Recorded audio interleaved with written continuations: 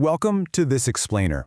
Today, we're diving into something truly extraordinary. We are pulling back the curtain on one of the most astonishing turnarounds in modern business history. A story of a billion-dollar empire teetering right on the edge of the abyss, only to architect a resurrection so flawlessly executed it almost feels like a corporate myth. But the blueprint is real, and the lessons hiding inside it are absolutely invaluable.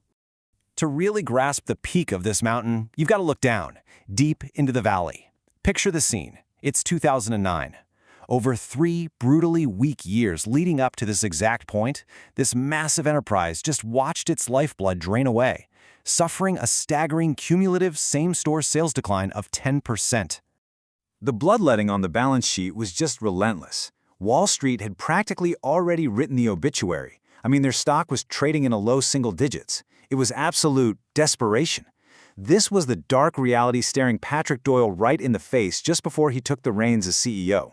The foundation was crumbling underneath them. Survival wasn't a guarantee. It was a really distant hope. Section 1. A controversial tech gamble.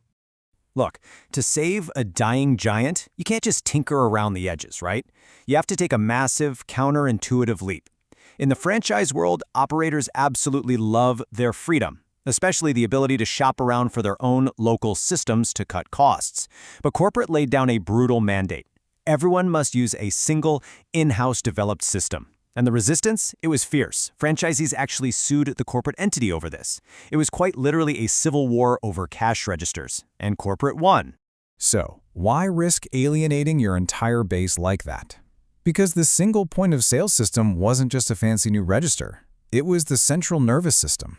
By forcing this adoption, corporate seized absolute control over their data and technological deployment. They weren't just selling a product anymore.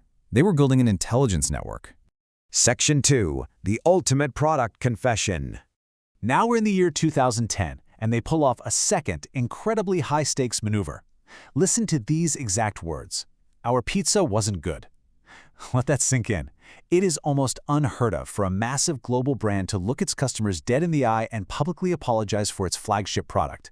The sheer shock value of this confession sent ripples through the entire industry. But the real genius is in how they handled the fallout. They executed a totally calculated ground-up rebuild.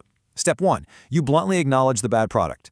Step 2, spend years locked in the test kitchen reconfiguring the recipe from scratch. And Step 3, launch an unprecedented, massive apology campaign, promising that they had finally fixed it.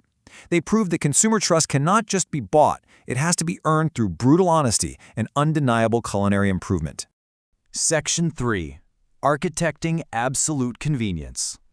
To fully execute this master plan, they needed to capitalize on a massive cultural shift. We're talking about overworked Americans demanding absolute frictionless convenience. And this is exactly where that tech infrastructure flexed its muscles. They completely blanketed the consumer landscape with easy order touchpoints, from your car to your Amazon Echo to your television screen to an incredibly smooth mobile app. They made sure you could order as simply as humanly possible, basically infiltrating every digital space their customers inhabited. But if you look closely at the underlying philosophy here, it's not just about having the cool gadgets. It's the way they actually use the technology. Remember that controversial point of sale system from a few years ago? That brutal civil war they fought with their own franchisees? Well, that single system was the hidden architecture that made all of this seamless, omnichannel ordering possible in the first place. Without that painful battle, this effortless convenience simply does not exist. Section 4. The economics of patience. Yet amidst all this shiny new tech and a newly beloved product, they exhibited a truly bizarre restraint. While competitors were in an absolute frenzy, practically throwing incentives at operators to rapidly add new units and expand their footprint, they absolutely refused to grow. For years, even as their sales surged from that apology campaign, they played a calculated, high-risk waiting game. They completely ignored the pressure from the outside to expand, focusing their entire obsession purely on internal unit economics. Section 5. The Explosive Payoff.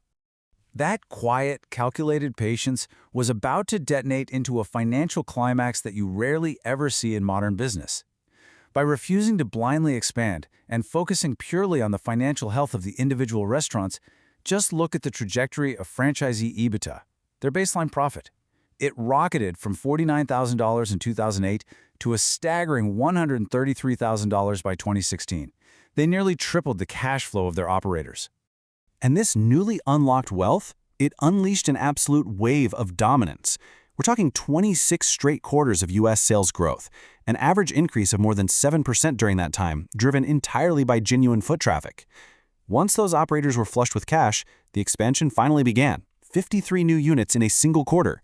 And they finally had the capital to fund these high-end pizza theater store remodels, which were specifically designed to capture a massive influx of pickup orders. Which leads us to the final, staggering reality.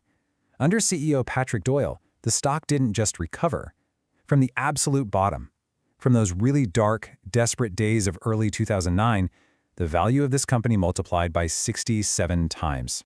It leaves us with a genuinely fascinating reality to ponder as we wrap up this explainer. When you look at that box arriving at your door, you really have to ask yourself, is this fast food giant truly just a restaurant? Or is it a masterclass in technological architecture, masquerading as a pizza company, hiding in plain sight? Think about that the next time you place an easy order.